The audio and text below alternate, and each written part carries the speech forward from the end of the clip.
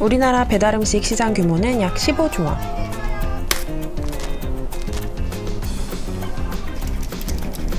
소비 트렌드의 변화, 스마트폰의 일상화, 그리고 1인 가구의 증가로 배달음식 시장 규모는 꾸준히 커지고 있습니다. 그런데 배달음식 시장 규모만큼 늘어난 게 있다면 바로 일회용품 소비입니다.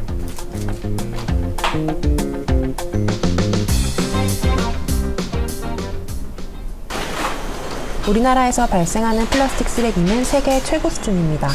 이렇게나 많은 플라스틱 쓰레기는 대체 어디에서 온 걸까요?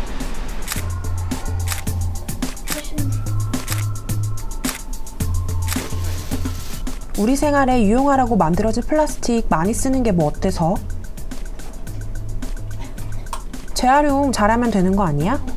우리나라 재활용률은 OECD 회원국 중 2위입니다. 꽤 높은 편이라고 할 수 있죠. 그래서 일회용 플라스틱도 분리수거만 잘하면 괜찮을 줄 알았습니다. 하지만 실제로 일회용 플라스틱이 재활용되는 비율은 절반도 안 된다고 합니다. 페트병에다가 담배꽁초, 이물질을 넣어가지고 오물을 섞어서 버리니까 재활용 할 수가 없어요.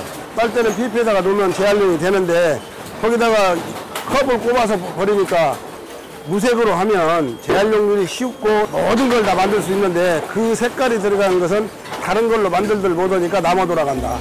일회용 플라스틱을 사용하는데 약 20분. 하지만 이것들이 분해되는 데에는 약 500년.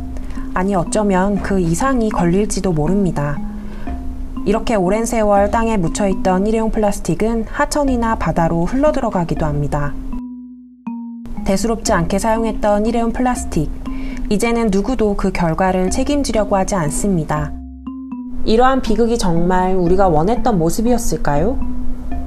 내가 쓰레기를 만들고 싶지 않아도 카페, 식당, 마트, 심지어 세탁소를 다녀오면 쓰레기가 생기는데 도대체 나보고 어쩌라고. 간편하고 보기 좋게 포장된 걸 선호하는 고객의 요구에 맞출 수밖에 없는 걸 어떻게?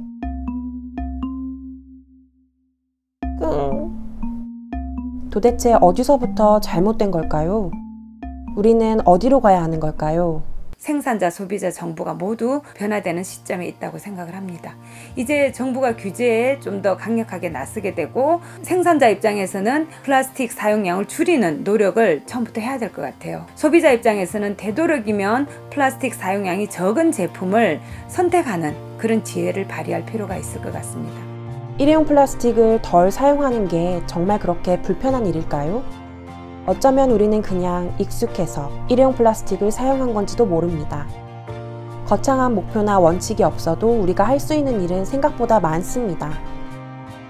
가장 가까운 곳에서 내가 할 수 있는 것부터 시작하는 건 어떨까요? 일회용 플라스틱을 덜 사용하는 우리의 작은 행동은 가치 있는 변화를 더할 겁니다. 늘 그랬듯 환경은 우리가 대하는 만큼 우리에게 돌려줄 테니까요.